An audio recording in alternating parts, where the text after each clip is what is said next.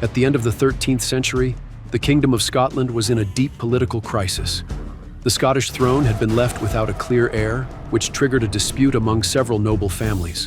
Faced with the risk of civil war, the Scottish nobles asked the King of England, Edward I, for arbitration. He took advantage of the situation to impose his authority, demanding that the new Scottish king recognize his sovereignty. Resistance soon emerged. In 1297, a minor nobleman named William Wallace became the symbol of the Scottish rebellion. That same year, Wallace and Andrew Moray led a surprising victory against the English at the Battle of Stirling Bridge. After this victory, Wallace was appointed Guardian of Scotland, charged with defending the kingdom against the inevitable English response. In 1298, Edward I assembled a large army to invade Scotland and crush the rebellion once and for all. Edward was one of the most experienced commanders in Europe. He had fought in France, Wales, and on the Crusades. He knew that to defeat Wallace, he needed to mobilize a large and well-organized force.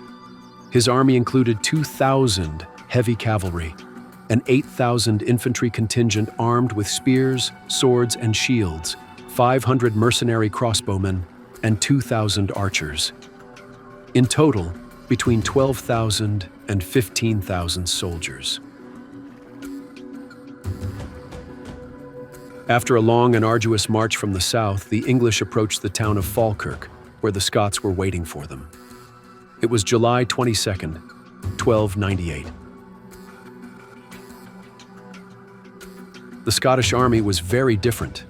Its main force consisted of about 10,000 peasants, armed with long spears, a few hundred archers, and around 500 Scottish noblemen under the command of John Comyn.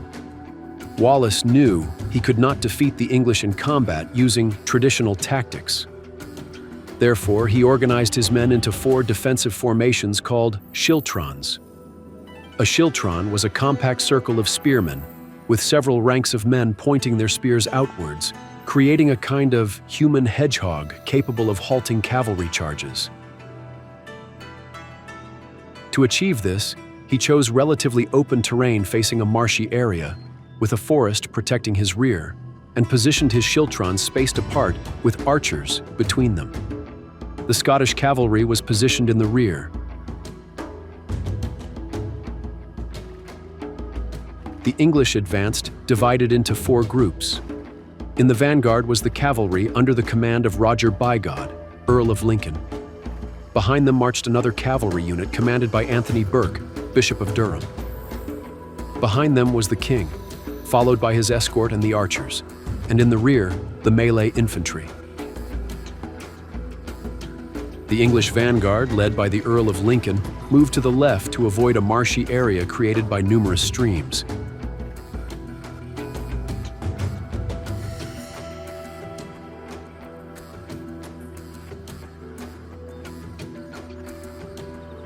Anthony Burke's battalion skirted the marshes to the right, heading towards the Scottish left flank.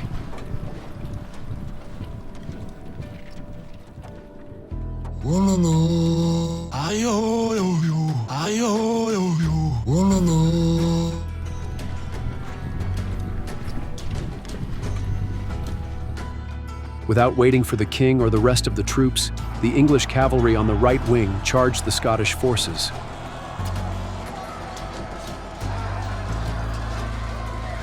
The charge was brutal, and the Scottish lancers were nearly broken, but they held firm, and the English found themselves trapped between 2 schiltrons. For the moment, the lances had stopped the knights, and dozens of them fell impaled. It seemed that Wallace's plan was unfolding. On the English left wing, Bigod's cavalry advanced to engage the Scottish cavalry under John Comyn.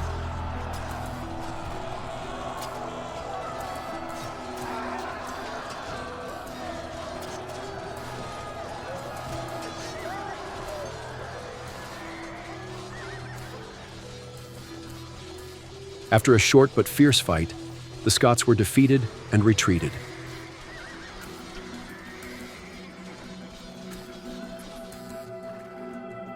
At this moment, Edward arrived on the battlefield, and seeing the Scottish cavalry fleeing, decided to change his planned tactics.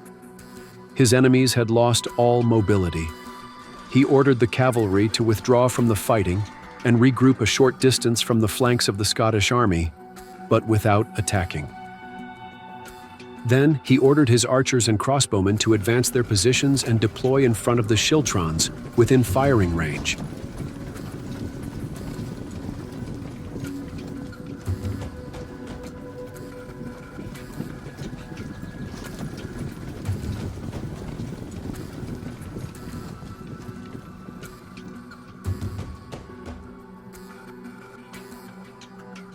Behind them, the infantry was positioned to protect the archers if necessary. Surrounded on all sides except the rear, the Scottish formations were virtually isolated, with no options to attack or retreat safely. The English archers, the best of their time, began to unleash a hail of arrows upon the schiltrons, who could do nothing. There was nowhere to hide.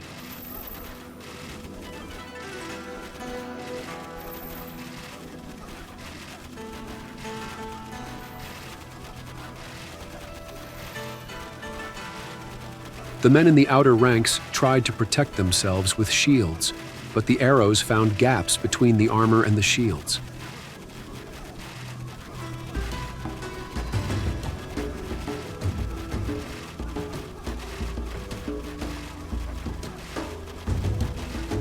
Volley after volley, the arrows inflicted casualties on the Scots, weakening the wall of spears.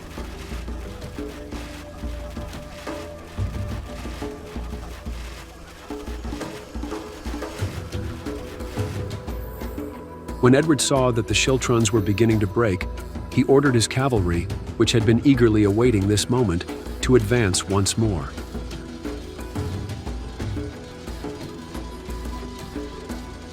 This time, the outcome was different.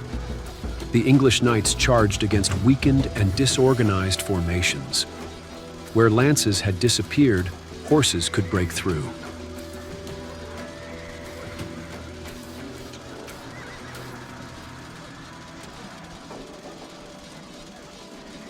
The English infantry also advanced to support the charge.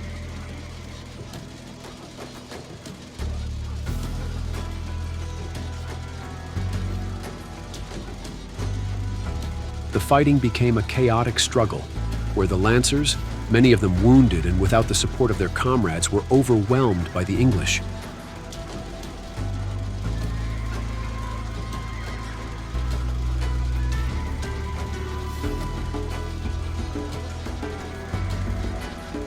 The schiltrons began to crumble. The men who had resisted for hours were gradually surrounded.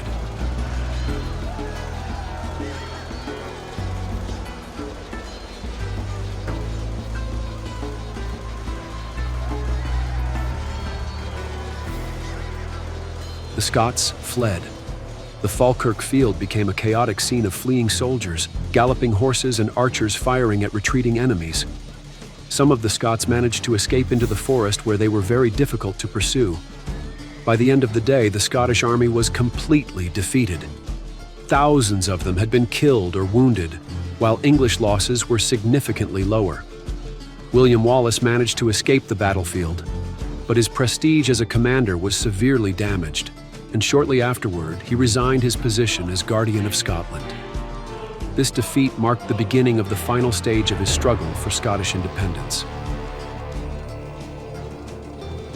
Despite the undeniable English victory, this battle was not decisive, as it did not signify the end of Scottish resistance. Edward's army, weakened by casualties, hunger, and disease, was in no condition to continue the campaign and had to retreat. The fight for independence would continue for decades, with new leaders such as Robert Bruce, who was crowned king and who achieved a decisive victory at Bannockburn in 1314. After years of war, England recognized Robert Bruce as the legitimate king of an independent Scotland in 1328. Falkirk left several important lessons for medieval warfare. Defensive infantry formations could stop heavy cavalry but were also vulnerable to ranged attacks.